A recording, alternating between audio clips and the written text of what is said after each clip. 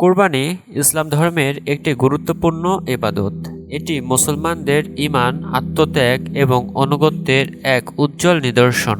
প্রতি বছর ঈদুল আজহার বিশ্বব্যাপী লক্ষ লক্ষ মুসলমান আল্লাহর সন্তুষ্টির জন্য পশু কোরবানি করে থাকে।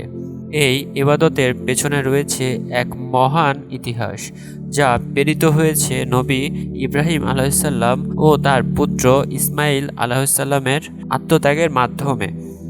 এই প্রতিবেদনে আমরা কোরবানির উৎপত্তি, ইতিহাস, বিধান, শর্তাবলী, সময় ও গুরুত্বপূর্ণ সকল দিক আলোচনা করব।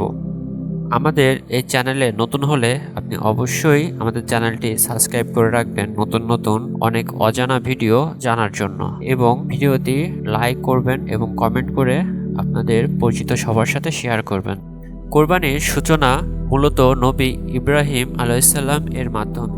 কুরআনে বর্ণিত আছে যে ইব্রাহিম আলাইহিসসালামকে স্বপ্নে আদেশ করেন যে তিনি যেন তার প্রিয় সন্তান ইসমাইল আলাইহিসসালামকে কোরবানি করেন।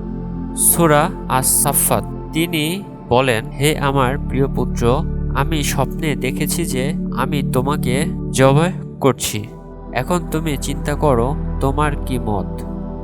এখানে ইব্রাহিম আলাইহিসসালাম এবং ইসমাইল আলাইহিসসালাম আল্লাহর নির্দেশে সম্পূর্ণরূপে আত্মসমর্পণ করেন। তবে যখন তিনি জবে করতে উদ্যত হন, তখন আল্লাহ তাদের এই আত্মত্যাগকে কবুল করে একটি পশু পাঠান এবং ইসমাইল আলাইহিসসালাম এর পরিবর্তে সেই পশুটি কোরবানি করা হয়। আল্লাহর পক্ষ থেকে প্রতিস্থাপন। সূরা আস-সাফফাত। আমি তার পরিবর্তে একটি মহান কোরবানি দান করলাম। এই ঘটনাটি ইসলামের কোরবানির মূল ভিত্তি হয়ে দাঁড়ায় এবং কিয়ামত পর্যন্ত তা মুসলমানদের জন্য একটি গুরুত্বপূর্ণ ইবাদত হিসাবে নির্ধারিত হয়। কোরবানি শুধুমাত্র পশু জবাই নাম নয়, এটি মূলত তাকওয়া, যার অর্থ আল্লাহ ভীতি, নিয়ন্ত্রণ, ত্যাগ ও ঈমানের পরীক্ষা। আল্লাহ বলেন সূরা হজ, আল্লাহর কাছে তাদের গোশত ও রক্ত পৌঁছাবে না, বরঞ্চ পৌঁছাবে তাদের তাকওয়া। সুতরাং কুরবানি হলো এমন এক ইবাদত যার মাধ্যমে একজন মুমিন প্রমাণ করে যে সে আল্লাহর আদেশের সামনে সমস্ত প্রার্থিত মায়া ও সম্পদে ত্যাগ করতে প্রস্তুত। কোরবানি করার নির্দেশের সময় হলো ঈদুল আজহার দিন 10 জিলহজ এবং পরবর্তী দুদিন অর্থাৎ 11 ও 12 জিলহজ এর সময়কে বলা হয় আয়ামুত তাশরিফ। হাদিস। 3 দিন কুরবানির জন্য নির্ধারিত, প্রথম দিন সর্বোত্তম।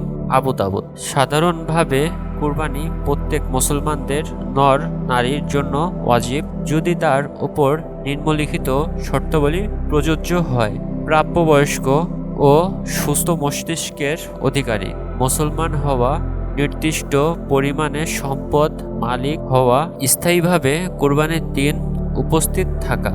নিসাব পরিমাণ সম্পদ: যদি কারো কাছে কোরবানির দিন স্বর্ণ 7.5 তোলা বা রূপা 52.5 তোলা অর্থাৎ সমমূল্যের সম্পদ থাকে, তাহলে তারা যেন কোরবানি করবে, মানে তাদের উপর কোরবানি ওয়াজিব।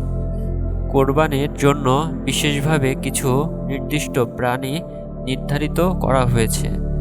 গোশত বা ষাঁড় 2 বছরের বেশি বয়স এবং 7 জন পর্যন্ত শরীক হতে পারেন।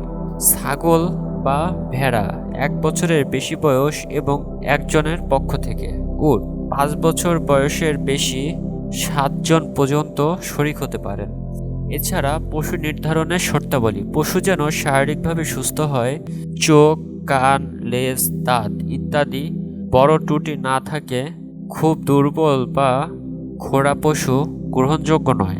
কোরবানির নিয়ম ও পদ্ধতি: কোরবানির সময় পশু প্রতি দয়া ও সহানুভূতি আচরণ করতে হবে।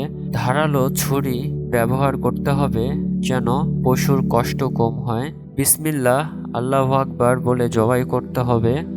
জবাই করার পর পশুকে সম্পূর্ণ নিস্তেজ হওয়ার আগ পর্যন্ত কাটা যাবে না। কোরবানির গোশত বন্টন: ইসলামের কোরবানির গোশত 3 ভাগে ভাগ করা সুন্নাত রয়েছে। 1/3 গরিবদের জন্য, 1/3 আত্মীয় স্বজন ও বন্ধু বান্ধবের জন্য, 1/3 নিজের পরিবারের জন্য। উল্লেখযোগ্য, কুরবানির গোশত বিক্রি করা নিষেধ। কুরবানির চামড়া বা মাংস বিক্রি করা হারাম। এগুলো সাদকা করা যায়, তবে বিক্রি করে অর্থ গ্রহণ করা নিষেধ। নারীদের কুরবানি সম্পর্কে করণীয়। নারীরাও যদি নির্ধারিত নিসাব পরিমাণ সম্পদের অধিকারী হন, তাহলে তাদের জন্য কোরবানি ওয়াজিব। অনেক ভুলবশত মনে করেন এটি শুধু পুরুষদের কাজ। কুরবানি ও আধুনিক সমাজ। বর্তমানে নগরায়ন ও জীবনের বাস্তবতার কারণে অনেকেই কুরবানি বোঝা মনে করেন, কিন্তু ইসলামে কুরবানি শুধু সামাজিক দান নয় এবং আল্লাহর নির্দেশ পালনের এক নিদর্শন।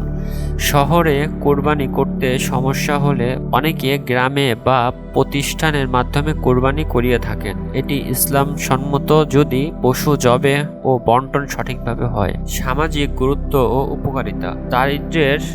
দরিদ্রের সহযোগিতা। কুরবানির মাধ্যমে সমাজে দরিদ্র শ্রেণীর মানুষ পুষ্টিকর খাবার পান, যাকে সহজেই বলা যায় কুরবানির গোশত সকলে খেতে পারেন। কুরবানি মুসলিম সমাজে সহযোগিতা ও ভ্রাতৃত্বের বন্ধন দৃঢ় করে, আত্মশুদ্ধি ও তাকওয়া অর্জন।